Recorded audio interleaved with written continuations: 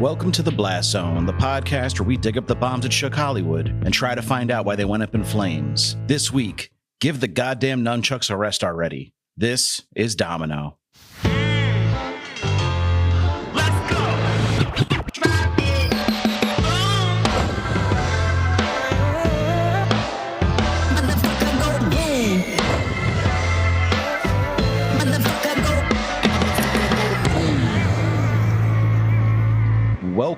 Welcome to The Blast Zone. Welcome to The Blast Zone. We are not a podcast about bad movies. We are a podcast about movies that did badly. That's right. I'm Jon Drake, in-house film critic of my Letterboxd account. And I'm Ian Dukes. I'm a person with thoughts and feelings, and some of them are about movies. Movies like Domino, which we'll be talking about today. But before we get into that, Ian, how are you doing this week? Well, I'm feeling very busy. I am in the middle of a move to a new apartment with more space, more amenities, a nice walkable neighborhood. So I'm pretty excited, but it's a lot of work. I had 16 years to calcify in my old place like a barnacle. So scraping myself out of there feels like not just a change of location, but kind of a transformation. So I'm looking forward to going from a crusty barnacle to a beautiful sunfish. 16 years is an insane amount of time to rent an apartment. Like, I know.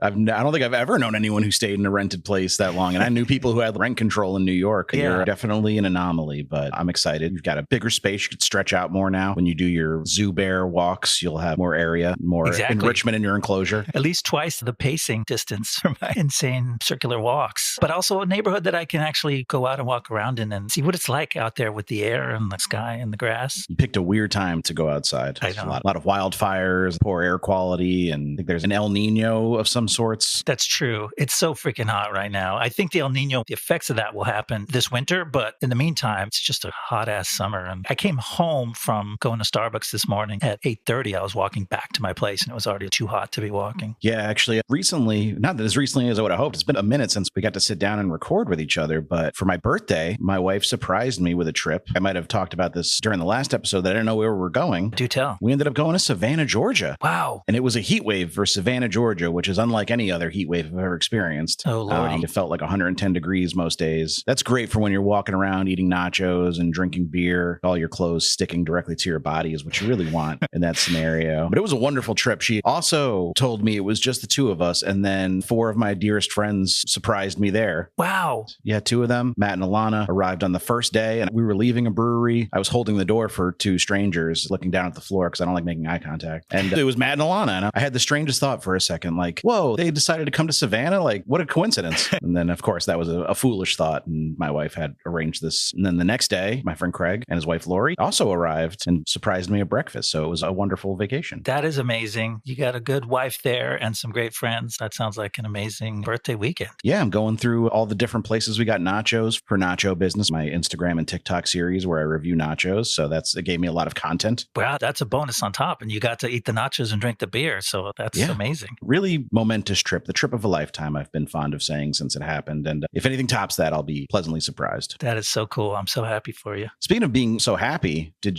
hopefully you liked whatever you watched, but did you happen to watch anything that you wanted to share with the listeners? I kind of liked what I watched. This week, we're covering a warped yet semi-true-to-life biopic from a bold, idiosyncratic director. And wouldn't you know, as is my way, I happened to hear about a similar movie to that. You finally watched the Robbie Williams is a Monkey movie.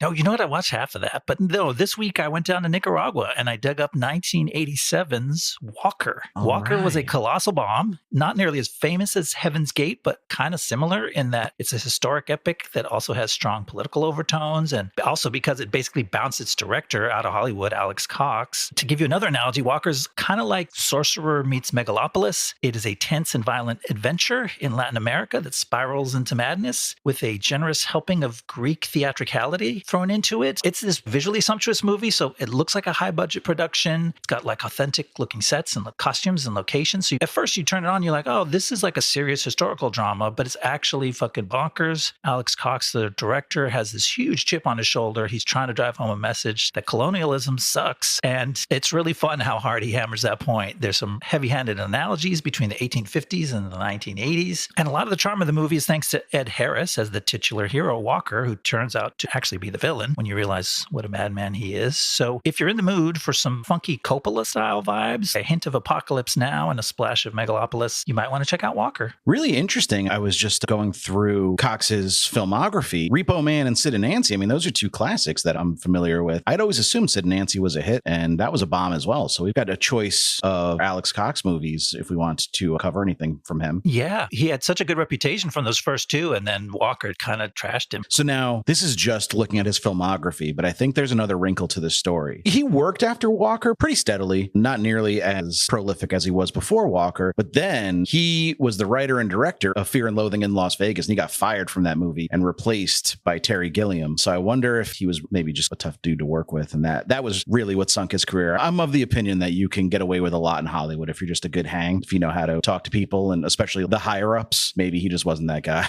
I mean, it kind of suggests that he might be pretty bad, because isn't Terry Gilliam notoriously a terrible hang who also a huge asshole? Yeah. Burned all his bridges in Hollywood. So if he's the better option, that makes you look pretty bad. Is there anyone from the Monty Python crew that's like a decent dude these days, or are they all fuck ups? I feel like maybe Eric Idle is still holding on there. But yeah, he might Don't be. quote me. Yeah, let's not look up his Wikipedia. Let's just keep that as our headcanon that he's okay. But you went all the way back to 1987 for your movie, a movie which I have added to the schedule a little down the road, so you don't have to watch it again so soon. Okay. But I went with something that hasn't even been released yet. That's right. Whoa. I got a sneak preview because it was released on the Letterboxd app to rent a couple months ago, but now it's getting a theatrical release the end of August. I watched a little horror movie called It Ends, which is from a first-time director, Alexander Ulam. If I had to guess, I would say this movie could not have cost more than $1 million to make, which a familiar story with Curry Barker and Obsession, which was one of the big hits of 2026 so far. Sure. I would say this is not on that level. Not only is it not as good as Obsession, a movie I also watched in between this and our last episode, but like everybody who wants to see Obsession has seen it. What else is there to say about it? So I thought I would give some shine to a little lesser known movie. Cool. But not only is this one not as good as Obsession, it's also not as buzzy. There are scenes and sequences in Obsession that people are kind of like, wait till you get to this part. And this movie, almost by design, is monotonous. And I don't mean that in a bad way. It knows exactly what it's doing. It's about four friends. You get the sense there's been some estrangement. They are taking a drive after helping one of them move. They all got back together to help them move out of college. They take a turn down a road, and the road just never ends. They turn around at some point, dead end. They have to turn back around. And when they get out of the car, things don't go super great, but the gas never goes down. Whoa. The car never needs any maintenance. It's basically like cosmic horror in terms of the never-ending road, which is not a brand new story, but it's one that I feel like hasn't really been examined in Hollywood in a while. How do you deal with that torturous monotony, the unknowability of what lies ahead, if anything's ever going to change for you, if this is just your purgatory forever? I'm not going to say much more than that, but very skillfully directed. It builds tension when it has to, but then, like I said, so much of the movie is just like that tension falling away as you settle in with the characters into this kind of routine that just goes on, and you watch it break them, or some of them embrace it and come up with fun ways to keep their heads in one piece. But it was really enjoyable, not very scary as far as horror movies go. Like I said, it's more of an existential horror, but there are a few decent scares. Just a really interesting first feature from a director that I would like to see more from. That sounds really cool. I'm always intrigued by high concept stuff like that. That sounds basically like a short story you might read in a sci-fi horror collection, where it's like, it's just one mind-blowing idea, and then you get to see how it plays out. Totally. So that sounds pretty cool. Yeah, I really recommend it. It's 87 minutes too, which is just like nice. A gift from the heavens these days, a movie that's not 2.5 hours. I haven't even gotten to see The Odyssey yet, because once you factor in commercials and previews and driving to and from the theater, like you need like 5 hours out of your fucking day to go see this movie. Seriously. And I ain't got it like that. So this was a nice little watch it at home treat. I might try to catch it in theaters when it does come out. Let me see. August 21st, it's getting, I think, a semi-wide release. Oh, neat. Yeah, I've talked it up to some friends. I might try to go catch it in theaters because like, it's 87 minutes. Why not? That's pretty fun that you got to, not that you personally discovered this movie, but you got to surface something fresh and new right here on the pod in a timely way. There you go. Yeah, this episode will be out before the movie's released. Hopefully people mark their calendars and check it out. I mean, horror movies are having a moment right now. They're calling this the summer movies came back. So hopefully it continues. Hope so. Let's talk about a movie that I wish was 87 minutes, but it wasn't. And that is Domino. I talked a lot of shit at the end of last episode about how Tony Scott's the better Scott brother. And then I had a miserable painful realization watching this movie that like, holy fuck, I picked the worst Tony Scott movie to review after that big exclamation. So talk to me about Domino, Ian. Did you know about it at all before we started working on it for this episode, or were you new to the story of Domino Harvey? Can't even say whether I did. When you mentioned the name Domino, I think I connected it to Keira Knightley in my head, but you might have planted that connection there somewhere in the past. And beyond that, I knew nothing. So I went in totally cold as to what this was going to be. I don't think I saw Domino in theaters, but I did watch it on DVD quite a bit when it came out. I think I had a substantial crush on Keira Knightley at the time, so that didn't hurt matters. But it's also, I think I've made it clear, I'm a Tony Scott boy. I love Tony Scott. But this is like Tony Scott at his worst. Like a kid in the candy store, but he's diabetic and he shouldn't be in there. And we got to get him out of the candy store or he's going to die. R.I.P. Tony Scott, by the way. Yeah, we still love him. He doesn't cover himself in glory with this, but I don't even feel like I didn't even put that much blame on Tony Scott. I mean, in the end, the director has to own the whole of the movie, but the stuff he was doing with his Tony Scottisms, which are about vibe and look and cinematic flourishes, I didn't think that was the problem with the movie. The problem with the movie was just the script was underbaked. So I'm like, that feels like a screenwriter thing to at least some degree. But yeah, all in all, it is overindulgent. There is something about the relationship between the filmmaker and his subject, because as we'll get into, this movie is crafted around a real life person who Tony Scott had become enamored with. And I mean that just in an artistic way. Like, this is a great subject to write a movie about. And then it almost has Queen biopic vibes, because it's like he got too close to the subject and it's kind of about glorifying her in this sort of cheap, watered down way that doesn't end up feeling that authentic and just feels like it's a rah-rah movie about this lady who, God bless her, she needed all the support she could get. She clearly suffered with substance abuse issues that took her life tragically young. And so, like, I'm not saying don't pump her up with a fun Tony Scott action movie, but I don't know that anybody was really all that well served by what they put together here. Yeah, your qualms with the script will have to be discussed, because this is not some no-name scribe that handled the writing duties for this movie as well. It's also a kind of troubled cult figure within the movie world. More on that to come. Okay. But Tony Scott has a really interesting career. I was talking to my friend Matt, who is typically the other side of my argument, the Ridley Scott versus Tony Scott debate. He's a big fan of Tony Scott's early movies like Top Gun, Days of Thunder. We already covered True Romance, right. Crimson Tide. We also covered The Fans. This is actually our third Tony Scott movie. I forgot that. Yeah, with Mike. Shout out regular Mike, El Snacko. Mic check 1 2. You know the vibe. He described like Top Gun and Days of Thunder and Crimson Tide as feature-length commercials. Like this most absolutely workman-like director who is just hitting the pleasure centers of every film goer's brain expertly, just hammering them over and over with exactly what you want out of a big budget live action spectacle movie. And when he does this over and over again and the movies are pretty successful, what does he do when he has the cachet to take more artistic liberties and enjoy more artistic freedom? Is he does this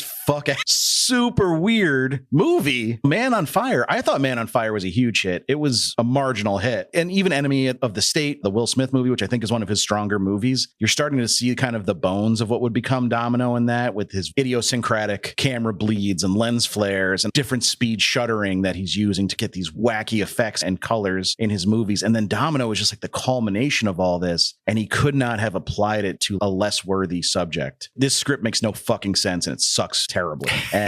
But I'm not letting Tony all the way off the hook for this too, because we'll get into it. Like, he's making some really sophomoric choices, and I don't mean as an amateur, I mean like a fucking frat boy. A lot of this movie's humor just falls way short of the mark. I've described it in my notes as Michael Bay humor, and that's not a compliment. And like, that's not what I associate Tony Scott with. So I found that really disappointing, some of the roads this movie goes down. Yeah, I think the commercial director analogy is a really good one. And when he's directing a commercial for a product that's really about pleasing a lot of people, like the script for Top Gun, for instance, then he can execute on that and it's great. But when you pick something that's not all that people pleasing, then he's just like trying to do moves that evoke emotions, but you got to believe in the people, you got to believe in the characters and the motivations, like all that stuff needs to click or it's just hollow. And this movie has a lot of hollow stuff that looks good, has a vibe, but like in the end you go, oh, that was stupid. Like that's not what a person would do. And it just takes you out of it. Should we just get into the making of this movie? Because I think a lot of the questions we have about it will hopefully be answered. Yeah, for sure. Let's hear how this thing happened. All right, here we go.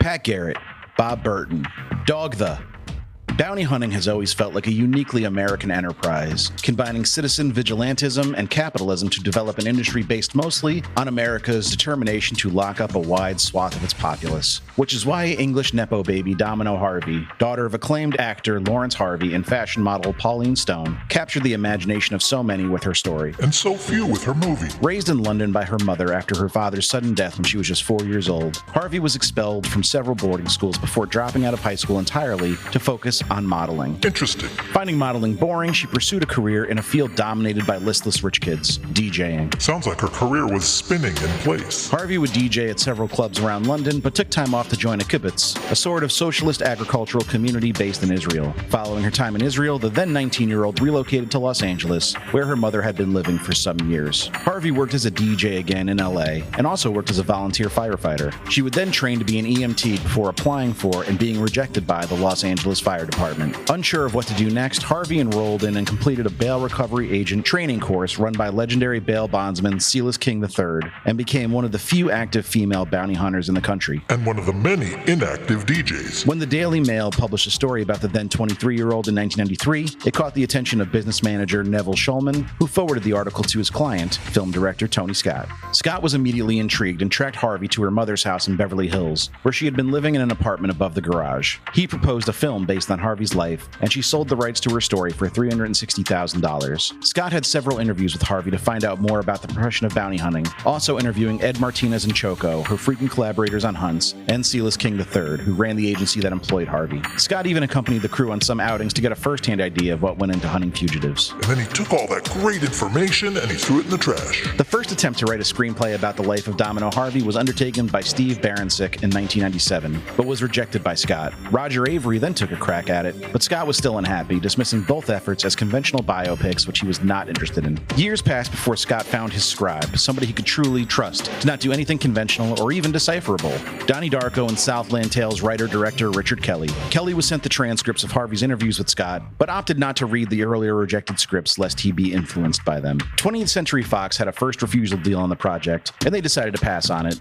Very clever, like a fox. Leaving New Line Cinema to finance the film, which had been titled Domino. Given a $50 million budget, it was time for Scott to get casting. After seeing Pirates of the Caribbean, The Curse of the Black Pearl, Scott was confident he had found his Domino in Keira Knightley, and Knightley signed on. Mickey Rourke originally turned down the role of Ed Mosby, based on Ed Martinez, but also signed on after he was given some degree of creative control over the character. He should have 9 toes. Okay, Mickey. Relatively unknown Venezuelan actor Edgar Ramirez made his English language debut as Choco, and the rest of the cast was rounded out by veterans like Delroy Lindo, Monique, Mina Suvari, Christopher Walken, Dale Dickey, Jacqueline Bissett, and Dabney Coleman. 90210 actors Brian Austin Green and Ian Ziering also signed on to play what I can only hope are exaggeratedly horrible versions of themselves, and the project was ready to begin filming in late 2004. Filming began in Los Angeles on October 4th, 2004, with additional filming being done in locations like the Hoover Dam, Valley of Fire State Park, and Needles, California. Production wrapped on December 22nd, 2004, and a release date was set of August 19th, 2005. The release date would prove to be a moving target, however, and on May 22nd, it was announced that the release date was now November 4th, 2005. And then, on June 27th, tragedy struck. The real Domino Harvey, who had struggled with addiction for years, passed away after a fentanyl overdose. The next day, the studio announced another delay to November 23rd, 2005. Eventually, the release date was moved up to October 14th, and this release date would stick. Unfortunately, the film failed both commercially and critically. Its 18% fresh rating on Rotten Tomatoes is by far the lowest of Scott's career. The man wasn't on fire. And the film only managed to open in 7th place, debuting with $4.6 million as new releases The Fog and Elizabethtown bested it.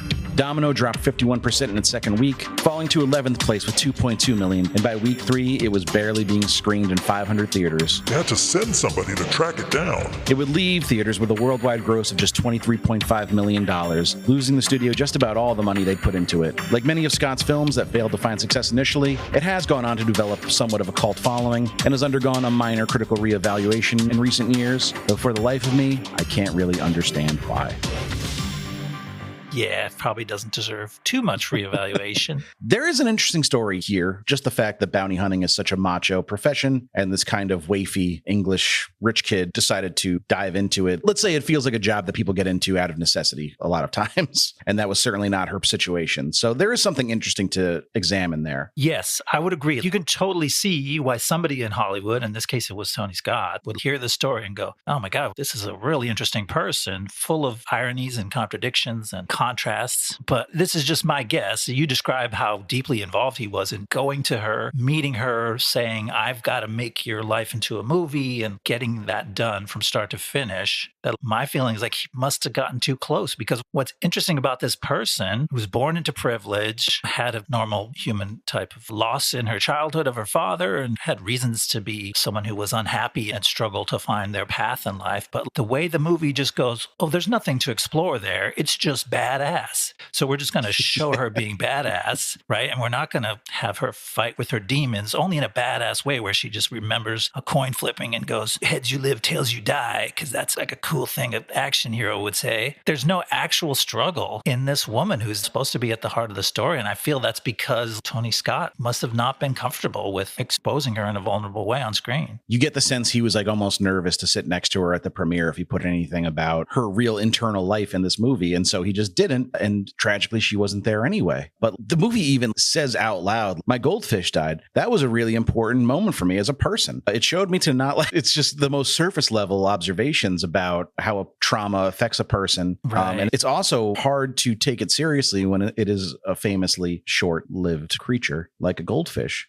Did nobody tell you that was going to happen? So maybe that's supposed to be ironic in itself, but it's hard to find layers of meaning like that. It's not like you go, oh, I see Tony Scott's tweaking us by having her be sad over a goldfish, which you should never let ruin your life. But it doesn't feel like that's the point he's making at all. It just feels like he thinks that's cool and cinematic because he can keep putting slow motion goldfishes being flushed down toilets as a visual. I would love to know how many shots there are of goldfish dying, being flushed down a toilet, and also just Keira Knightley doing some nonsense with nunchucks in the background. And flipping a coin across her knuckles. She's real good at that. And the camera's always zooming in on that. Did you ever learn how to flip? Like, you did some magic. I always wanted to, and I didn't have the patience to actually do that. I practiced it for a while. I didn't get good at it, but I was able to do it with my left hand because they said it would help playing the bass guitar to strengthen your fingers. Oh, cool. But yeah, I never got as good at it as Keira Knightley did. No, she's excellent. But you got the sense that they would show up to set one day and Tony's like, I don't know what we're shooting. Just go stand over there with some nunchucks. We'll put a lens flare on. We'll figure something out. Sit on that dirty old couch and look angry. Yeah, this is a tough movie to dissect without. If you've never seen Domino, what we're going to describe is going to sound insane. And it is in practice as well. But I almost want to recommend it to people just so I could be like, I promise we're not making this up. This all happens and it is just as bad as it sounds. Yeah, for people who think they're a fan of Tony Scott's at all, it's worth seeing just to see where his head was at this point in time and what he was doing. And certainly visually it's cool and interesting. And that's why you kind of want it to be better. And there's a lot of good actors in it. And there's a couple performances that we actually thought were good and transcended the script a little bit. But yeah, I just wanted to point out before we move on totally from the facts that you dropped on us in the monologue there, this movie, the week that it came out, was beaten by another bomb that we covered on this show because it did so poorly. Elizabethtown, baby. Yeah. So and I'm pretty sure The Fog also bombed. The Fog remake. Oh, no, The Fog remake did okay. It was The Thing remake that bombed. Yeah, neither of them needed to exist, but that's neither here nor there. Yeah, when you got beat by Elizabethtown, which was like damn near a career ender for Cameron Crowe and Orlando Bloom, that's not a good look. But imagine that. I didn't even realize that Orlando Bloom and Keira Knightley were going head to head at the box office that week. Star-crossed lovers from the Caribbean, now heated foes, and they both came out as losers in that one. And they both lost. Yeah, they sunk each other's ships and went down to Davy Jones' locker. Should we get into the story such as it is? Yeah. Try to figure out how much peyote Richard Kelly took before he wrote this piece of shit? Let's see what happens. Domino, played by Keira Knightley, is a bounty hunter in big trouble. She's being interrogated by FBI agent Taryn Mills, played by Lucy Liu, over her role in a twisted and calamitous crime caper with her best friend, a bounty hunter named Choco, played by Edgar Ramirez, and her boss, Ed Mosby, played by Mickey Rourke. But you're probably wondering how she ended up here. Flashback to the 1990s. Domino Harvey is a British child of wealth and privilege. As a youngster, she loses her father and her beloved goldfish in quick succession. And as a result, the once joyful girl becomes a raging misanthrope full of hatred for everyone and everything. Later, Domino's mother gets inspired by her favorite show, Beverly Hills 90210, and so she takes her kid and moves to LA and marries a rich businessman. This does nothing to improve her daughter's rotten attitude. Domino plods through high school, gets herself expelled from college, and drifts aimlessly. Until one day she follows a newspaper ad to a seminar promising bounty hunter training, held by legendary bail bondsman and scam artist Claremont Williams III, played by Delroy Lindo. The seminar itself turns out to be a scam, but the tenacious Domino chases down Ed and Choco and forces them to take her on as their new apprentice. Domino learns fast, and using a combination of her beautiful feminine wiles and absolute fearlessness of death, she's soon winning Bounty Hunter of the Year. After working together so close day in and day out, Domino, Choco, and Ed become bonded like a family. And Domino and Choco seem to be developing an attraction to one another that neither one is willing to admit. Meanwhile, in an omen of things to come, we meet Letitia Rodriguez, played by Monique, a close associate of Claremont Williams and the holder of the Guinness World Record for youngest grandmother. Letitia works at the DMV, where she sells fake IDs as a racket on the side. But the day she encounters a cocky teenage customer named Francis, things take an ominous turn. Yeah, a lot of balls in the air already, but it's mainly set up, just going through the day-to-day. We don't really know where this is all heading. And spoiler alert, we probably never will. We need a fucking flowchart to keep track of all these people and their motivations and their involvement in the various capers. But I wanted to take a second to talk about the intro credits. This was a voice I recognized almost immediately singing the intro song. I say singing, more accurately would be rapping, but even more accurately than that, it would be not rapping. It's X to the Z, Exhibit. Oh. You remember him. He was the Pimp My Ride gentleman. I heard you liked Exhibit, so we put Exhibit in your Exhibit movie. I do like Exhibit, though. He's a good rapper, which is why it was so frustrating. This song, it's got a decent beat. There's a kind of a catchy soul hook that keeps getting repeated over and over. I think, was it like trying to make some money? Or I don't know what the guy's saying, but something along those lines. Trying to make a living, something like that. Trying to make a living, yeah. And Exhibit is just going, just trying to eat, trying to live, yeah. And then like he'll spit like 2 bars and then it'll just loop back to the beginning again, and I'm like, what the fuck? Let Exhibit rap, please. They never do. And like various Exhibit songs are played throughout the movie, so he does get a chance to rap. But I literally heard the point where they just like stopped the track and started it over. And I was like, why would you do that? It's an R-rated movie. It's not like you have to worry about Exhibit saying bad words and having to bleep them out or something, you know? That's a shame. There's not much more to it than that. But you're an LA native. Exhibit, he really rides for the West Coast, even though he's from Detroit. Interesting. Oh, he is? Yeah. He moved to LA as an adult, which was like a Tupac thing too. He moved to LA as an adult and immediately became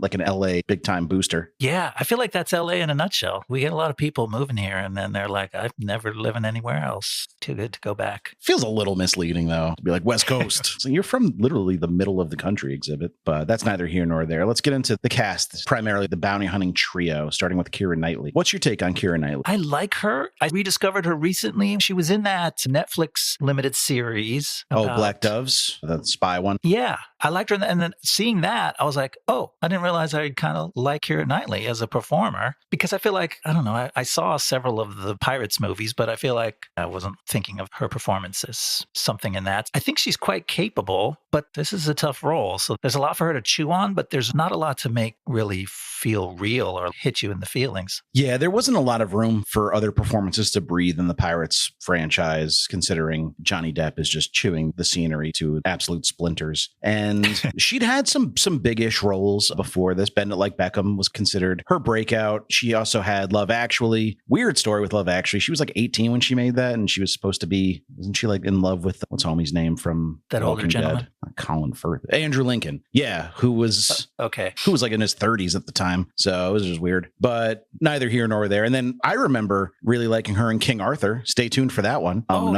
Another bomb she was in with Clive Owen. And I think she's a decent choice for this character because there is like a poshness about her that feels out of place in these settings. But I think that's a smart choice considering the life of the real Domino and what that kind of means for an actress to take that on. Yes, I agree. And like Keira Knightley, does she have an actual modeling background as a teenager? Her just like Domino? Like, her cheekbones are so accentuated. She must have been. Yeah, because when they showed, there's some clips, there's a little montage showing Domino's teen career as a model with Keira. And you're like, wow, Keira Knightley looks so legit as that model that they're presenting. It looks like no. She always wanted to be an actor. She was a child actor, and she never really was a fashion model, except when she was already famous for acting. She took on some endorsement deals, I think. Oh, okay. So she fooled me. Yeah. Good job. She totally sold it as a model. She would have been a great model if she pursued that, but she said from the age of 3, she wanted to be an actor. Cool. And so I do think her kind of upper crust demeanor serves her well in this movie. She's such a tiny person, though. It also is probably intentional to put her in these situations where she feels physically overmatched to a startling degree. They kick down a door into a house full of gangbangers. And this is where the making of the movie gets a little iffy for me, because apparently Tony Scott just hired a bunch of real gangsters, and Keira Knightley was terrified to do the scene with them where she has to give one of them a lap dance. Oh, geez. So that doesn't sound like a great set for a young woman. She was 19 when she made this movie. That's not a good situation to put her in. But everybody's so mean to her in this movie. And everyone she encounters is like, suck my dick, bitch. And I'm just like, Jesus Christ. This is fucking, it's so 2004. Like, the misogyny is off the charts. And I'm not saying Tony Scott's or Richard Kelly's a misogynist. Like, they're clearly trying to say something about her role in this world being a very physically diminutive woman, but it still kind of gets the hairs on the back of my neck a little standing up. It's harsh. And yeah, you kind of take his point that Domino is somebody that gives as good as she gets. So it's not like you feel like she's vulnerable or being overwhelmed in these situations, but it's pretty crass because he's also just playing it up for shock value and sex appeal and all that at the same time. So it feels a little cheap. Like, she negotiates with this gang to get them to give up the location of one of their members. First of all, they're all just sitting around a house with guns drawn when they walk in. It's like, what were they doing before you got here? You got the drop on them, but they're all just standing there with guns anyway. What was the point of getting the drop on them? But I think they actually didn't get the drop, right? Because the one guy's the girlfriend called them and says they're coming over. So that's why they were all had the shotguns cocked. But she negotiates with the leader of the gang, a bespectacled gentleman. And me and you had a fun chat about this, because she's like, what if I just gave you a lap dance? And he's, after some hemming and hawing, he's finally like, sure. Actually, he's like, take off your clothes, bitch. And I'm like, Jesus, where are your manners? But then he just sits down like a good little boy and keeps his hands to himself while he gets a pretty mid lap dance. Like, there was no bouncer there. These guys are hardened criminals. But then also, when they're done, what's stopping him from being like, I don't know where he is? And she's like, well, you pinky promised. If I give you the lap dance, you got to tell me. That's a good point. This feels like a story maybe the real Domino had told Tony Scott, and he thought it was so cool, and he never interrogated whether or not it was actually plausible. Or he just made it up. That's the problem with the whole damn movie, is that they very conspicuously tell you the conceit of the whole movie is some of this is real and some of this is inflated because Domino is just so wild and wacky that we had to exaggerate her life. And I don't know how that even follows, but yeah, they tell you at the end, I'll never tell you which parts of these are real. And we've already talked about her real bio. And in the first act, it diverges from that in terms of when she came to LA, what she was doing. So yeah, you can't take any of this too seriously because each one of these events might have been entirely invented or at least inflated for the script. And then that's why I made that one line from her mom, the intro line, because I'm glad they called it out, because she's sitting on the diving board of a pool, just like flipping these nunchucks around. And then this whole fucking montage of like her teenage life is so goofy. Like when she beats up the bully in college, like, sure, hazing is bad, but you shouldn't let anyone talk to you like that. But she doesn't just punch her in the nose. And she goes over the balcony and raises her arms triumphantly and everyone cheers. That's like, all right, come on. This is ridiculous. This whole thing. And like, it harkens back to what we were saying. She's like, I was mad. I was a model. Models hate everyone. Like, that's not a fucking motivation for you to be an asshole to everyone you meet. That doesn't endear you to us. It's bad writing. That's the thing, is she's clearly troubled, right? She's suffering in a way that's beyond explanation by the mere circumstances. And the movie isn't really interested in going, what's really going on with her? It's just like, isn't this cool? Isn't that funny that she hates everybody and she's willing to punch the senior sorority sister in the nose? She punches a bunch of people in the nose throughout the movie. Gets called back. Yeah. Let's talk about Edgar Ramirez. We were not a huge fan of his in Borderlands, which was the last time we've seen him on the pod, but I'm generally a fan of his as an actor, and I think he's pretty good in this. I guess so. He's off-putting, but that's on purpose, right? Right. He's very menacing and he feels like a loose cannon, which is what the character is supposed to be. Yeah. And you called out that Domino's mom calls out her stupid nunchuck business, which was refreshing for the movie to actually point something out. And Choco's act is the other thing that actually gets pointed out by characters in the movie. Is he speaks English fine. He just constantly lapses into Spanish and talks to people who he knows aren't understanding him exclusively in Spanish because he thinks it's cute cute or that's his defense mechanism. And it's off-putting. And I say that as somebody who knows enough Spanish that I always enjoy when Spanish is spoken in movies because I'm like trying to test your knowledge. My high school Spanish and see if I can keep up with them. But he's doing it to rub people the wrong way and it works. So I guess kudos to him because he made it work. It is funny, like his biography on Wikipedia, it was like, and his first English language role in Domino. And I was like, was it though? He's got 4 English language lines in the movie. He has an excuse that Domino doesn't have for the way he is, because we do get a little bit of his background when Ed Mosby, the Mickey Rourke character, fills in Domino for like where Choco came from and why he is, like, he stabbed a kid in the eye when he was 4. He was obviously incarcerated at some point for a long period of time. He was homeless. So he's clearly got some real trauma going on. Right. And I don't know if the movie is trying to draw our attention to like how much more justified his behavior is compared to Domino's, but it does serve to do that. You're right. You're like, this guy is genuinely messed up and it's not being glorified. It's being painted as he's hard to deal with. He's a handful because he's kind of fucked. Speaking of kind of fucked, Mickey Rourke, he's in this movie. Yeah. This was a big deal at the time for Mickey Rourke. He wasn't quite on the comeback trail yet. This was kind of in his exodus from Hollywood, which we'll get into a little bit at the end of the episode. Yes, I was surprised to see him turn down this role a couple of times because he was doing some straight up bullshit as far as movies go when this happened. Truly a talented actor, maybe not the easiest guy to deal with, but Tony Scott took a liking to him. He had him in Man on Fire, and he also was in Sin City this year. So this was kind of the beginning maybe of his comeback. Most people say The Rustler is when he really got himself back into the A-list. That was a big deal. And yeah, his role is smaller here, but he does kind of hold it down. It's interesting that you pointed out that he demanded some creative control over the character. And I guess maybe we should give him credit for making some of those decisions to give a subtle performance in a movie that's largely over the top. He feels realer than most of the people, and we'll point out one other character when we get to her that feels kind of semi-real in a movie that's all a drug-induced haze. Some of the time, I have qualms. Oh, that's true. There's qualms with everybody. But yeah, Ed Mosby, kind of a likable character because he's not just all heroic or all badass. He's kind of just weird, and he kind of just lives in his weird space. Yeah, I think the movie paints him as a loser intentionally. Like, he's an older guy, Choco and Domino running around in their early 20s or whatever, kind of being fuck ups, and they don't have any money because they're in a profession where it's tough to make a living. But Mickey Rourke's like late 50s probably here and has nothing to show for it. He says bounty hunting is when you're 50 years old and all you have to show for is an empty bank account and IBS. Like, completely unprompted, just starts telling the reality show hosts about his stomach issues. And I was like, it is a strange choice. In some ways, he seems like a character who's into self-mythologizing. And like with one hand, he's doing that. And with the other, he's like deflating that mythology at the same time. Kind of hard to get a read on, but that makes sense if there were two kind of competing creative forces here between Richard Kelly and Tony Scott versus Mickey Rourke and kind of what he wanted the character to be. And who can say what parts are which, but something tells me Mickey Rourke would have wanted him to seem a little more vulnerable and a little less brash to give it some depth. Yeah, interesting the way it points towards the wrestler vaguely about sad older guys in fucked up careers with health issues. I mean, Jesus, as a wrestling fan, I was a big wrestling fan in like the mid to late 90s. That was like the era where those guys were dropping dead left and right from steroids and painkillers, and just like the style of wrestling back then was so brutal to your body. Yeah. And it sucks that Darren Aronofsky was like the guy to shed a light on that, because he seems like a real piece of shit. We're juggling all kinds of piece of shit dudes on this episode today. We're dealing with industries where there's a bevy to choose from, a menagerie, if you will. That's true. So the way Domino and Choco and Ed all get together is this seminar, which you were so kind to point out. Their scam doesn't really make sense. No, it's one of the sort of Hollywood script contrivances that feels like you put these wrinkles in the setup to make it more Hollywood cinematic, but they put out an ad. They get all these dudes to show up for a seminar. They pay $100 each. And one lady.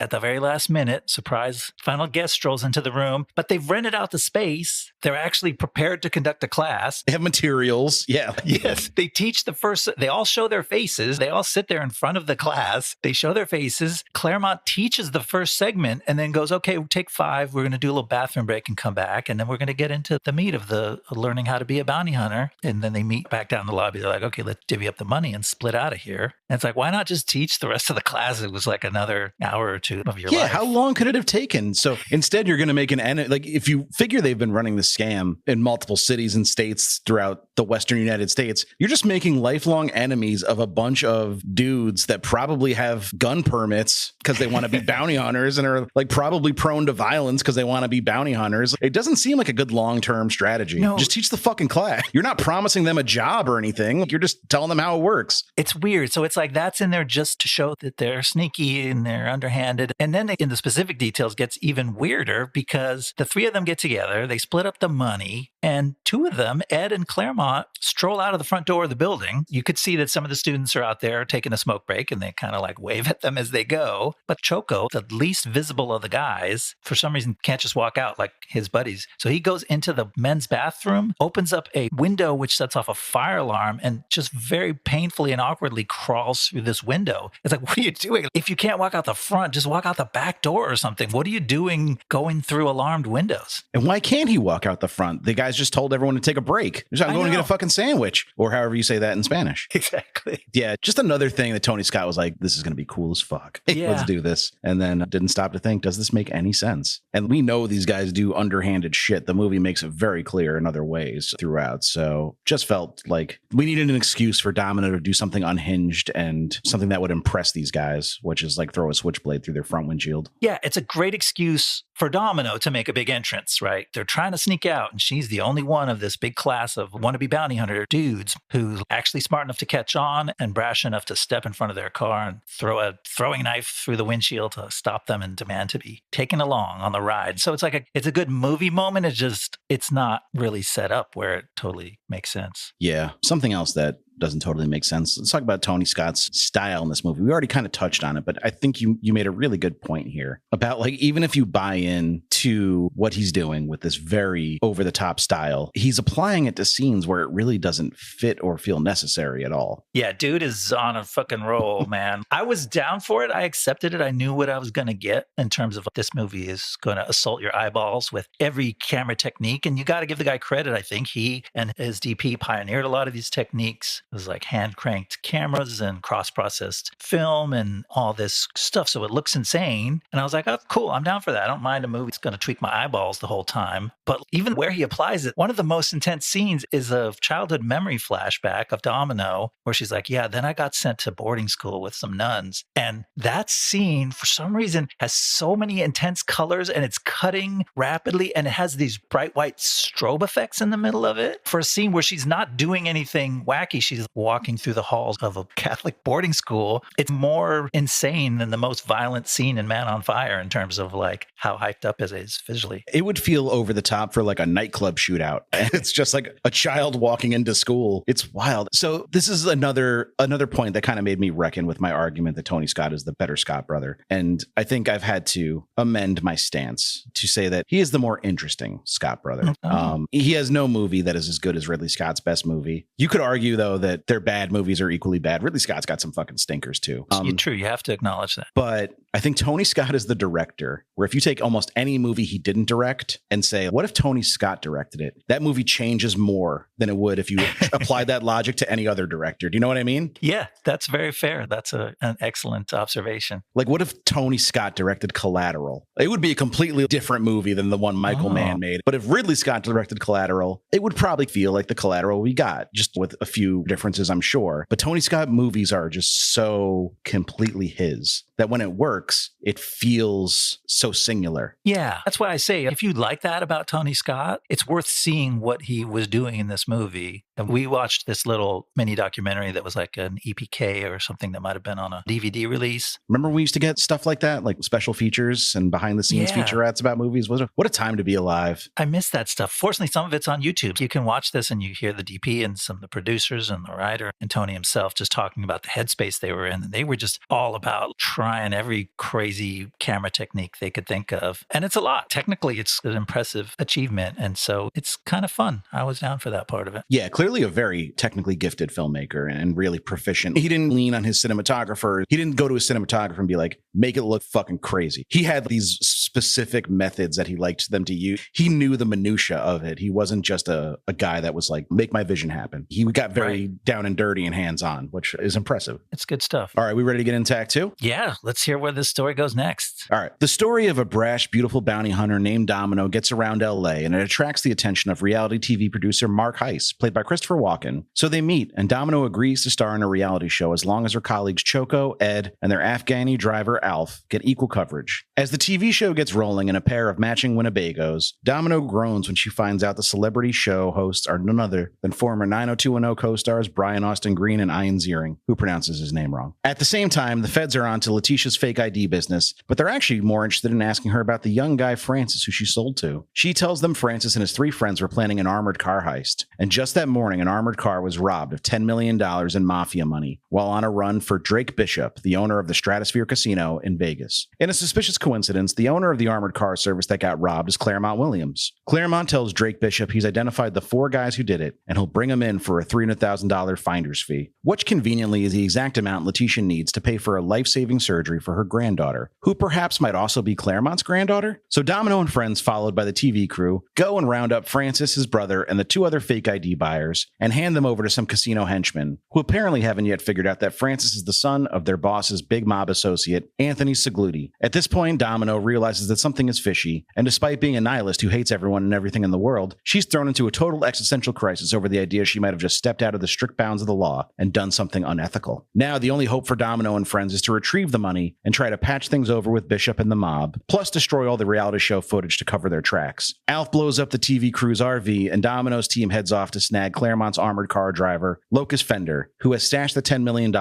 at his mom's house in the desert. In a hilarious sitcom misunderstanding, Domino can't quite hear Claremont on the phone, and she thinks he tells her to remove Fender's arm. So without hesitating, Choco takes his shotgun and blows the fucking guy's arm clean off, leaving him clinging to life by the barest thread. Then they give the severed arm to his mom, Edna, and force her to decode the numbers tattooed on her son's lifeless flesh and open the safe where Locust stashed the money. On their way out, Edna gives them a thermos of coffee that she's secretly spiked with mescaline. So as our heroes rush to bring the money to Vegas for their one slim shot at redemption, a drugged Alf crashes the Winnebago, and our heroes find themselves tripping balls and stranded in the merciless desert. But you know how you can tell when to use 2 S's, desert or dessert? How? Because you want more dessert, so you get 2 S's. Oh, I love that. That's how I always remembered. Yeah. Yeah. And I definitely don't want more desert. It's too much for me. Yeah, especially here. They're all tripping balls. But we're getting ahead of ourselves. Christopher Walken's in this movie. That's weird. What is he doing here? A Tony Scott favorite. He was also in Man on Fire playing, let's say, a slightly more grounded character, which is a crazy thing to say about the movie Man on Fire. I liked him in that. Wasn't that one of those where like, oh, it's Christopher Walken. You think he's going to be the evil bad guy, but he's actually like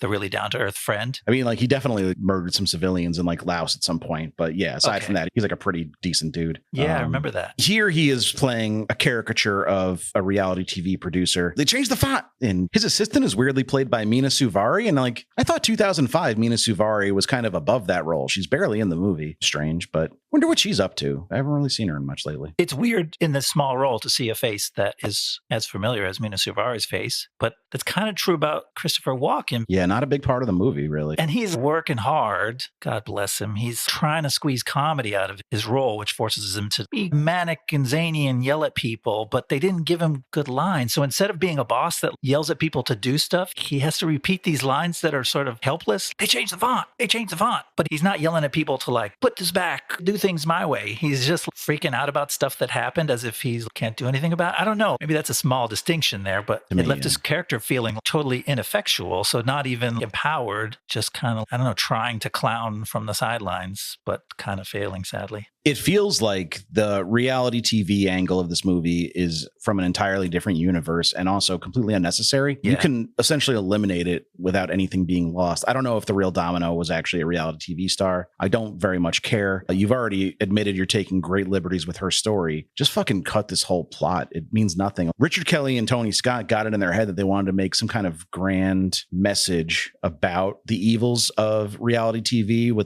There's another very terrible sequence later that kind of seems to drive that point home that they had their own agenda. I don't need any of this shit, man. I can't stand it. It does nothing for me. Yeah. Isn't this too late to be so obsessed with reality TV and trying to skewer it in your movie as just a side part of the movie? I don't know. That's a good question. When did The Jersey Shore come out? The Jersey Shore was 2009. So I always feel like that is the downslope of reality TV. So that was 5 years after this. So maybe not. Maybe they were striking while the iron was still pretty hot. Okay. Yeah. But it was like, I think we all knew it was trash, though. That doesn't feel like a revelation. It's weird. Maybe that's Tony Scott trying to deflate himself, because in real life, he's the producer that came to Domino Harvey and said, I need to put you on the screen, right? In essence, the Chris Walken character is a Tony Scott surrogate. So maybe he doesn't think that highly of himself. And he's like, this is all stupid. So I'm going to make this guy kind of suck. Yeah. I was just looking it up. I can't find any evidence that she was filming a reality TV show at any point. It's funny. Like you want to throw this out of the script, but there's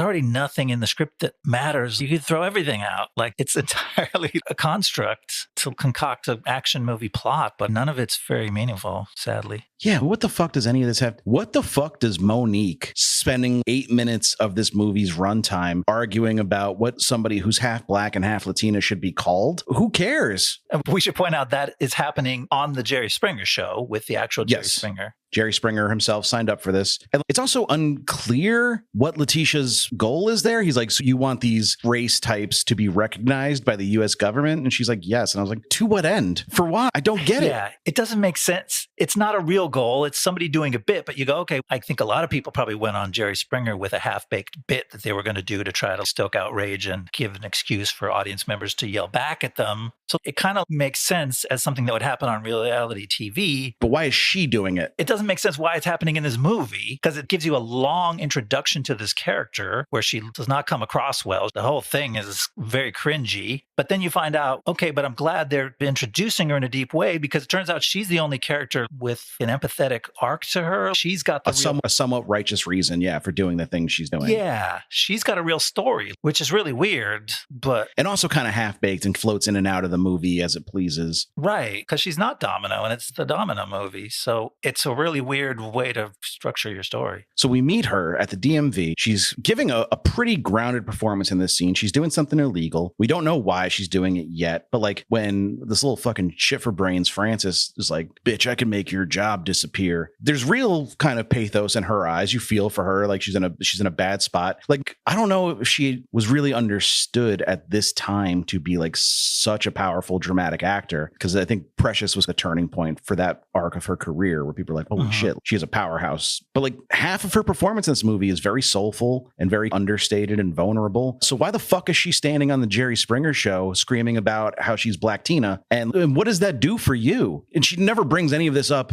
again. Like, it's not a running theme. It comes up on the Jerry Springer show and never again. Yeah, except her family kind of yells at her for doing it. And she's like, I don't know why I did it. Like, yeah, they have to semi try to explain it. They're like, what were you doing on the show? You were supposed to advocate for healthcare for children because your granddaughter needs surgery. And she's like, oh yeah, I forgot to do that. I had this stupid bit that I did instead. It's like, that doesn't make any sense. You went to the print shop and had full color flowcharts made. Like, you had to hire a graphic designer, or you got yourself into like Excel and made these like weeks of effort and work went into this presentation. This sunk the movie for me until the next thing that sinks the movie for me. But oh yeah, don't worry, it can sink further from here. This is what I meant when I was describing like Michael Bay humor, especially with how Michael Bay writes, or even if he doesn't write the scripts, how he like shoots minorities and like POCs in his movies. That's what this felt like to me. It's incredibly tone deaf and stupid and misplaced, and just a horrible misuse of a runtime that is already offensively bloated. Yeah. It's a 2 hour and 10-minute movie that has too many balls in the air. We don't need this shit. No, that's the thing, is like, there's some frustrating potential there because Monique is so good at the real parts. You're like, they should have made more of it so it doesn't feel like the character with the real empathetic arc is just a side character who flies in and out. And then they use her to pin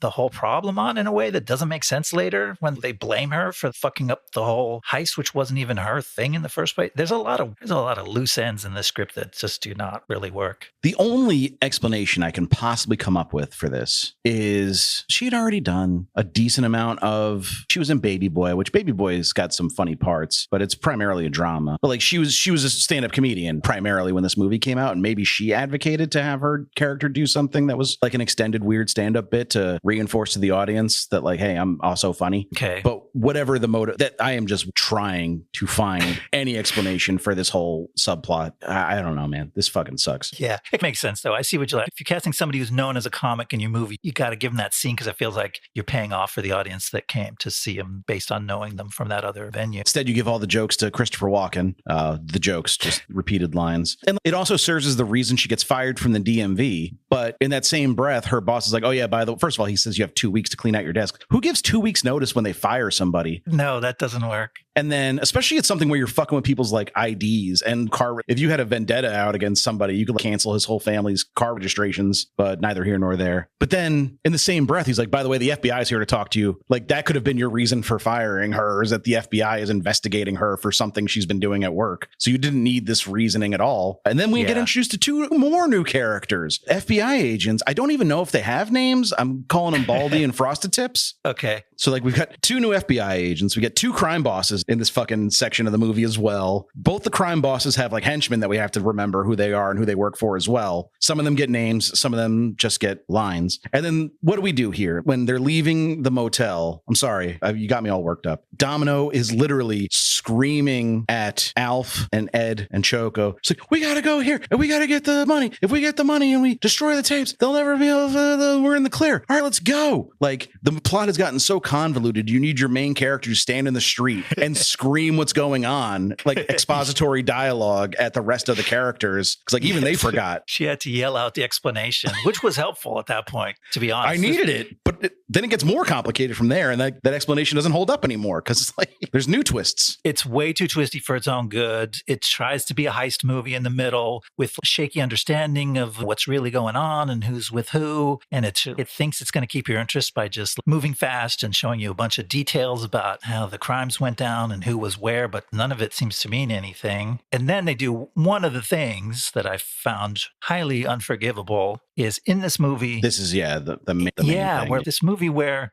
it's asking you to join them because it's going to make the story more fanciful. It's going to be a hyped up Hollywood action crime movie. But the most meaningful thing that happens is this really painful misunderstanding where the underlings of the mob boss, it's the underlings of the casino boss who's allies with the mob boss. They don't realize that the kids who got the crime pinned on them, one of them is the actual mob boss's son, or 2 of them are the mob boss's sons. So they're like, they found the guys and they're going to kill them out under an underpass, Man on Fire style. A lot of people get killed under underpasses in Man on Fire. It's true. Yeah, it's not quite Man on Fire style. That was a more gratuitously explicit type of killing, as I recall. This is just they're getting gunned down. But so the movie shows them getting gunned down. And in case you were like, oh my God, they couldn't have really gunned them down, could they? They later go back and have another guy go, yep, I checked it out. They really gunned them down. And then in the end of the movie, they go, just kidding. They weren't gunned down. And then it shows you the flashback where here's what really happened. It's like, what? You just broke the rules of movie.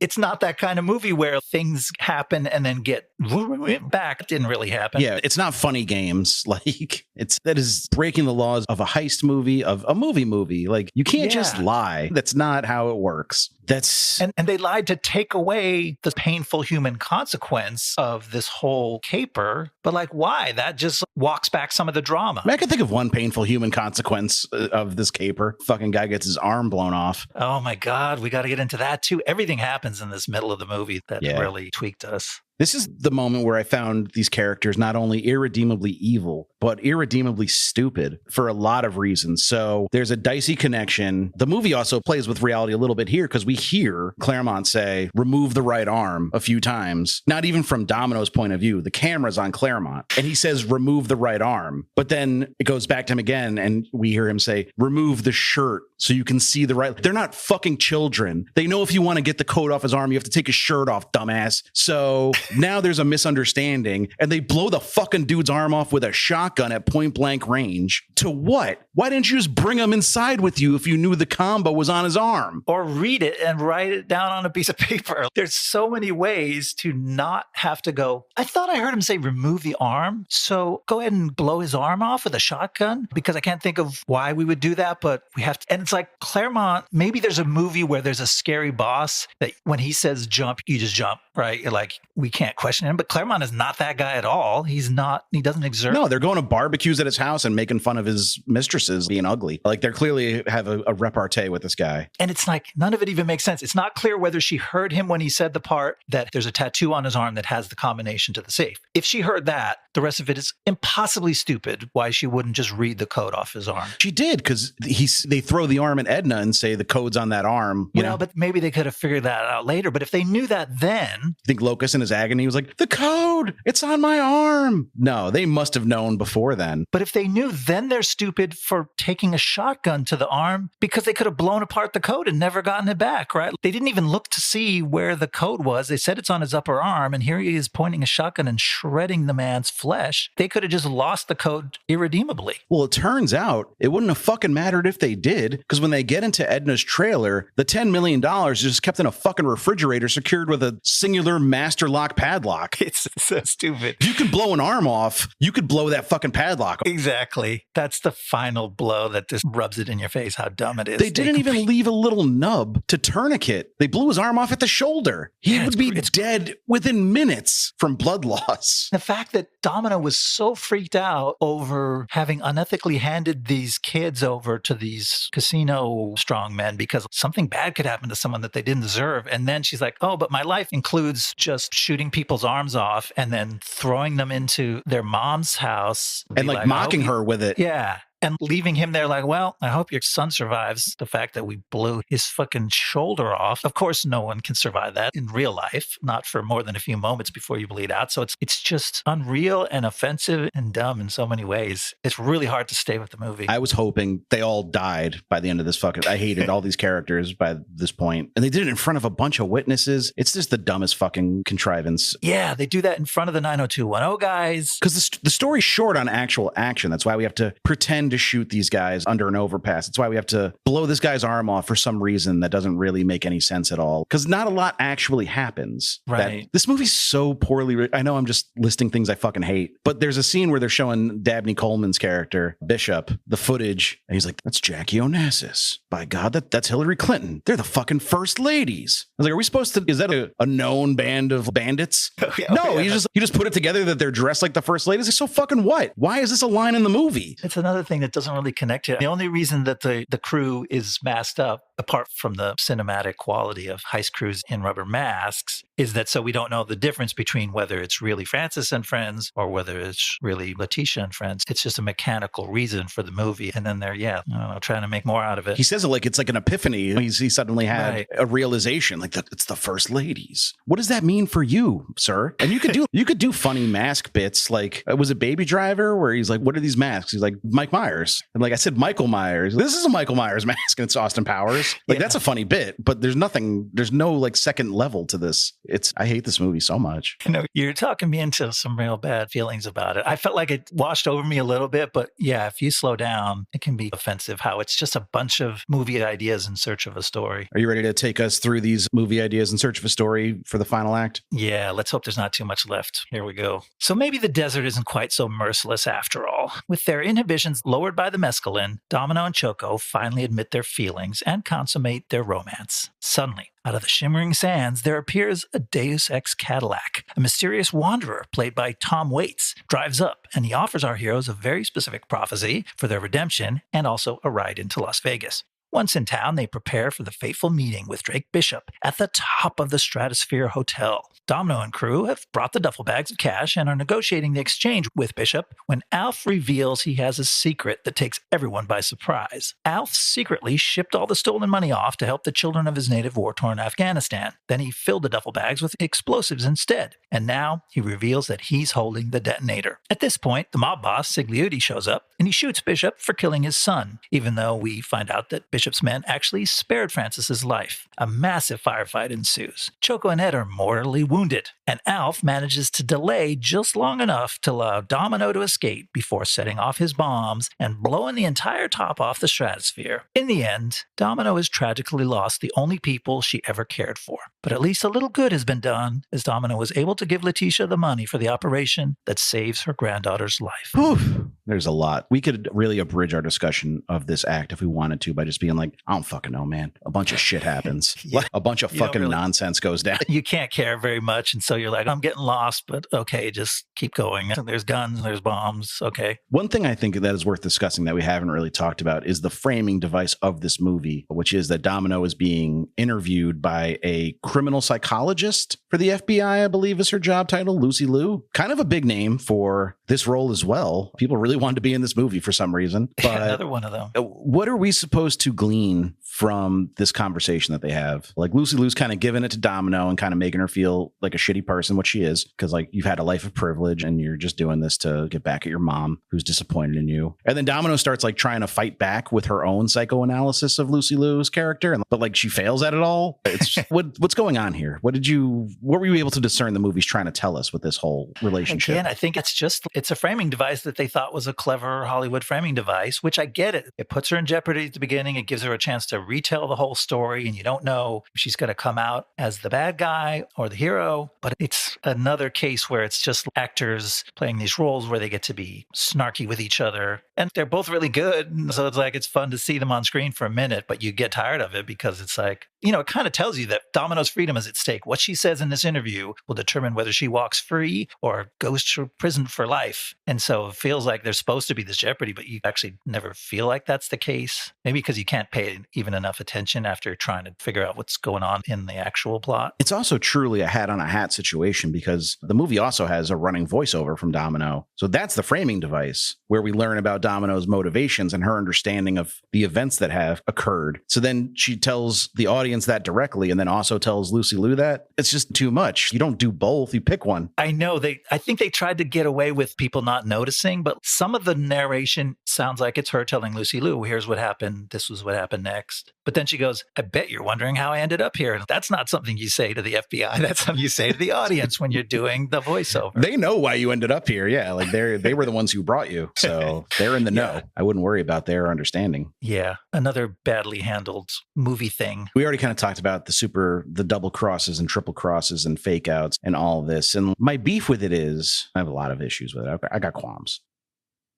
But like, if this really happened and it just was this kind of labyrinth of betrayals and tragedies, then like, all right, you got to do what you got to do. You got to tell that story. It's unwieldy the way real life is sometimes, but that's a story you got to tell. This whole thing is entirely made up. Why would you make something up this fucking complicated? Yeah. And the way it puts Domino at the edge of the story, right? It's really Claremont and Letitia's story, who have this granddaughter that needs saving. They blame each other for like trying to pull this heist that's just an excuse to bilk this guy out of some money, but it turns potentially deadly, but not really deadly because that would make them look too bad. So we had to walk that back in the end. It was like, but they're at the heart of the story, and Domino's taking up all the screen space and learning to love them, I guess. Her arc is that she learns to love. She hates everyone. She learns to love Choco. She learns to love Ed. She even learns to love Claremont and Letitia. But why? Just through repetition and exposure, she finally became okay with other people. I don't know. There's something about watching a sociopath just blow a poor guy's arm off at the shoulder joint that just makes you want to snuggle. I know. We didn't even talk about that. They try to make her turning point right after that. They've just sabotaged. They've thrown both those characters into the bottom of a fucking latrine shitwell, who was really great when he played for Golden State. But choked. Didn't he choke? Oh, yeah. Pat Carlissimo? PJ Carlissimo. Yeah, that's why Carlissimo talked in that voice afterwards when he was a broadcaster. Anyways, we're going deep on the basketball jokes. But yeah, this movie's all crooked. I don't even know where I was going with that. But the other meaningful character who has an empathetic thing and puts it all on the line is fucking Alf. And he's even more of a side character than Letitia. We didn't even get to your note about him in the reality show. I thought that was so funny. You should say that now. I had a moment early on. I went back. They do kind of show him at first, but basically he sits down with the reality show producer, the Chris Walken guy, and they stand up for themselves and go, we're not doing this show if it's all about Domino. It's got to be equal coverage of all of us. That's my Ed Mosby impression. And then to show that the whole crew is in solidarity together, they show Domino, they show Choco, they show Ed, and then they show a fourth guy. And I'm like, there's a fourth guy in the room. Who is that guy? I haven't seen him before. Who the fuck is that guy? It was Alf, their driver and demolitions expert, who he was a little bit in the movie. On the second watch, I realized I should have maybe spotted him before, but it was just so hilarious to do the close-up on, we're all in this together. It's you, me, and him, and a fourth guy. What? Who's that? That's Alf, short for Afghanistan. Actually, they call him Alf because he tells them a story that due to the extreme poverty in Afghanistan, he had to eat a cat. And their solution is to mock him by calling him Alf the cat-eating alien. Yeah. They're just great. Our protagonists in this movie. We love them. Yeah, this fucking fire. People are shooting other people. I don't know why. I don't much care at this point. I've gone numb. I told you that when I watched this on my Plex, and the Plex has a terrible habit of it's a 2 hour and 10 minute movie. And I think I had like 13 minutes left and I paused it to go get something to eat, but I was gone too long. So it was like, oh, you're done with this movie. And I was like, yeah, I guess I am. And then I watched it a second time and I watched the ending, but I was like, I still know about as much as I did the last time. I didn't learn anything new. I'm still confused. You have to really dig out to figure out who lives and dies. It's kind of obvious that Alf dies because he's a suicide bomber. Blows himself up. But like some of them, like Choco is on the elevator with Domino going down, but then they just kind of go, and he did not live. Like they just move on from him because I think he dies of his wounds as she's a single. The real Choco didn't die. I don't think either Choco or Ed died in any kind of situation. That's the thing. The movie is really messing with. It's the loosest kind of biopic you could ever have. Yeah. And not to any end. They just rub your face in it at the end. And right at the end, Domino goes, as she's talking to maybe Lucy Liu's character or maybe directly to us, she goes, I'll never tell you what was real or fake in this movie because that's cool. That makes it a better movie. I don't know. You shouldn't say that to the FBI if you've convinced them to let you walk because of the things you've told them. She go, by the way, you'll never know if what I said was true. She, like, all right, bitch, you're going back to jail. All right, then, yeah. You're staying here until we clear this up. We do get some real wisdom from Domino. Richard Kelly put his whole bussy into this line because she says it twice. I'm going to let you take this one because you singled it out as the dumbest fucking line in the movie. They start this, it's like a saying, and you right away realize that they're doing like an action movie pithy saying for the hero. She goes, there's 3 kinds of people in the world, the rich, the poor, and everyone in between. And I was like, because it's really delayed. She says the rich and the poor, and I'm like, okay, this is where you're supposed to put a punchline about, and the people who think they're going to get rich or wait, like something ironic. The third thing is supposed to be ironic. The third thing is not supposed to be a blanket category that covers everyone else and nullifies all potential for meaning in your statement, but yet they thought that was clever. Yeah, man, you covered all the options. It's like saying there's 3 kinds of people in the world. People with 11 fingers, a tail, and everybody else. Yeah, there might be like, I don't know, like 10,000 people with 11 fingers. There might be 5,000 people with a tail, and there's everybody else. You covered every possible scenario. Congratulations. Yeah, everyone in between so waters it down because it dissolves all the contrast between the rich and the poor. What are we supposed to, it doesn't mean anything. It's like literally becomes as meaningless as you could make it. And yet, so I heard it the first time in the movie and I'm like, oh my God, they didn't write a third line for that. They just kind of washed it away. And then they thought it was cool. They make her say it again in the end in a flashback or a voiceover or whatever's happening. They thought it was so cool. She says it again. Oh, God damn. She has another line that I hate that she repeats a bunch of times, which is heads you live, tails you die. It's like, motherfucker, that's a coin. Your name is Domino. You couldn't come up with something clever that involved toppling things over or knocking things down or chain reactions, like all the things dominoes are known for? Yes, that would have been smart. Man, as usual, they should have hired us to punch up this script, but you're onto something with that. The coin heads you live, tails you... Yeah, coin is real half-baked. Real half-baked. They show her like stealing a coin out of the collection basket at church on her first day of boarding school. So there's supposed to be some meaning to her sort of rejection of authority and breaking norms. But then she just becomes like Two-Face. It's like, why are you determining people's lives with the flip of a coin? That doesn't follow. Yeah, what are you, fucking Harvey Dent? Also, like, Domino never kills anybody. Like, the movie reveals that she's quite squeamish about violence against the innocent. It doesn't really ring true. It's not that she's not using the coin to decide whether to kill people. She's just showing that in life, as with her other statement, in life, 2 things could happen. You could live or you could die. And they eventually both happen, I guess. I don't know. Yeah, there's literally, she's not saying anything. There's 3 kinds of people, the living, the dead, and people in a coma, I guess. Maybe. All right, that's Domino. You want to talk about some of these people? Yeah, this movie ruined us. I hope it didn't ruin all the filmmakers. Let's find out. Tony Scott, obviously the director, he debuted in 1983 with an erotic horror film called The Hunger, which I have not seen. It got a mixed response, but has built up a cult following. That'll be a running theme of a lot of these movies. Okay.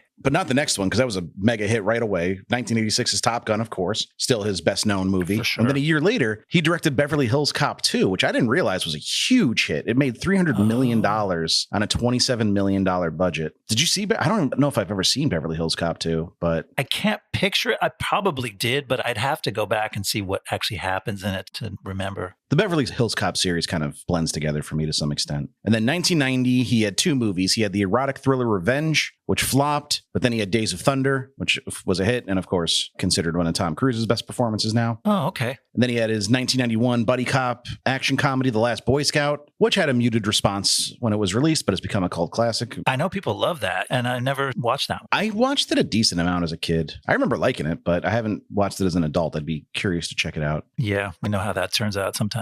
We can cover a lot of Tony Scott movies on the podcast. We have covered some Tony Scott movies on the podcast, like 1993's True Romance. Obviously a flop at the time, now considered one of the best 90s crime movies. And then Crimson Tide in 95 was a big hit with both critics and audiences. And that was Scott's first collaboration with Denzel Washington, a partnership that would be very fruitful for both of them. Then came The Fan in 96, previous episode. Go listen to that one if you want to hear more Tony Scott discussion. I think we kind of liked that one, right? Yeah, that had its flaws, but there was a bunch of charm in it that I think ended up endearing us to the movie. And then I'm a big fan of Enemy of the State, the 1998 kind of paranoid techno thriller with Will Smith. I think it's one of Will Smith's best performances, but you do start seeing the hints of the Tony Scottisms starting to leak into the filmmaking process then. Okay. 2001 Spy Game was a hit with critics, but was a huge financial bomb. That was Robert Redford and Brad Pitt, I'm pretty sure. Thinking of the same interesting. movie? Yeah, that's familiar, but I don't think I saw it. 2004, Man on Fire. Kind of underperformed commercially. It had a $70 million budget and made 130. If we really wanted to stretch the rules of this podcast, we could cover it, but it's become a bit of a cult classic, of course. For sure. Then came Domino, a low point for him, both commercially and critically. His last 3 films, all-star Denzel Washington. They all fucking rip. I'm particularly a fan of Deja Vu. Okay. And he was scouting locations for Top Gun 2 just days before he committed suicide on August 12th, 2012, which was a sad story. Yeah. Yeah. Written by Richard Kelly, like I mentioned. Interestingly, this was Kelly's first project since Donnie Darko, which he wrote and directed in 2001 and was his breakout. Southland Tales was a famously kind of tortured production and hadn't been released yet. That came out in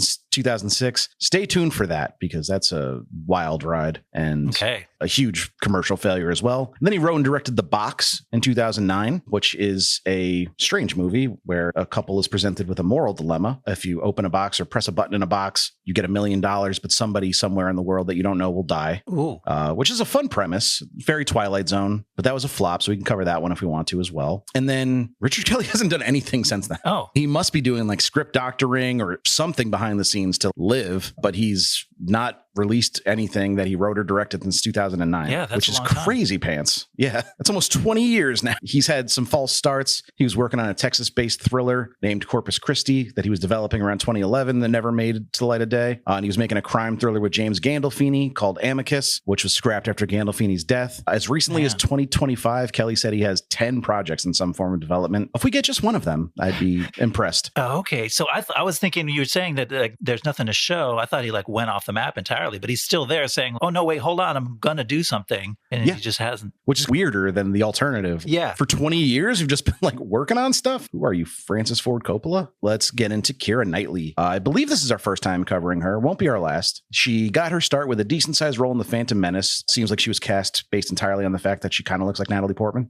She was like a body double. 2002 saw her breakout role in Bend It Like Beckham. 2003, of course, was Pirates of the Caribbean, Curse of the Black Pearl, and Love Actually, which made her an A-list star. Then King Arthur, which could totally be a future episode and should be. And then 2005, she had The Jacket with Adrian Brody, which was kind of like a weird thriller. I don't know. I saw it. I had it on DVD. I don't remember it very well. Pride and Prejudice and Domino. Then she had 2 Pirate sequels, 2006 and 2007. And 2007 also saw her star in Atonement, where she received much acclaim for her performance.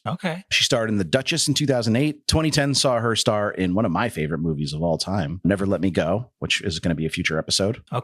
She worked with Cronenberg in 2011 in A Dangerous Method. And then 2012 saw her co-star with Steve Carell in a future episode that's pretty weird because do you think of Steve Carell and Keira Knightley as contemporaries in age? No, just you saying those 2 names in sequence feels a little awkward to me. Yeah, they have a romance in the movie Seeking a Friend for the End of the World.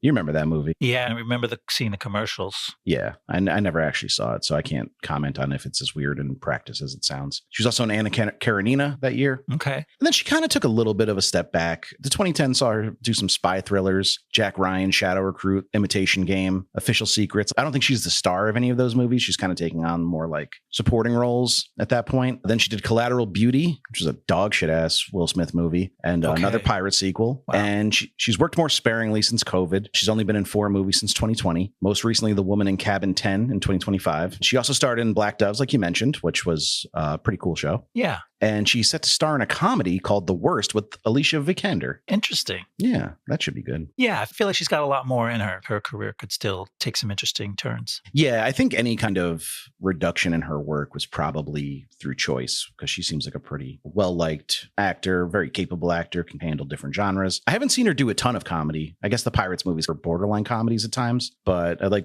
to see what she does in this upcoming one. Yeah. Let's talk about Edgar Ramirez. This was his first major American movie, and then in 2007, he played a CIA assassin in The Bourne Ultimatum, and he followed that up with roles in Shay from my once beloved Steven Soderbergh, now a slot merchant. How far have they fallen? It hurts my soul. And Vantage Point in 2008. He received much acclaim for his 2010 portrayal of Venezuelan terrorist Carlos the Jackal in Carlos, and he'd go on to star in projects as varied as Wrath of the Titans, Zero Dark 30, The Counselor, Joy, Point Break, The Girl on the Train. Is she also the woman in Cabin 10? Did she grow up? Stop being a girl? Yes Day, Jungle Cruise, Amelia Perez, and of course, our beloved Borderlands. Yeah, that is varied. He does it all. He has 4 movies set for release, and I'm very excited about It Would Be Night in Caracas as a Venezuelan actor. He obviously wants to tell stories about his native land, which is obviously going through a difficult period right now. So I'm really curious to see what that'll be like. Next Life, Place to Be, and he's also been in some TV stuff. He was in American Crime Story, The Assassination of Gianni Versace. I thought he was very good in that. Okay. The Undoing and Dr. Death. Season 2 of Dr. Death, not as good as season 1, but he was still pretty good in it. Cool. It is cool. Thanks. Mickey Rourke. Let's talk.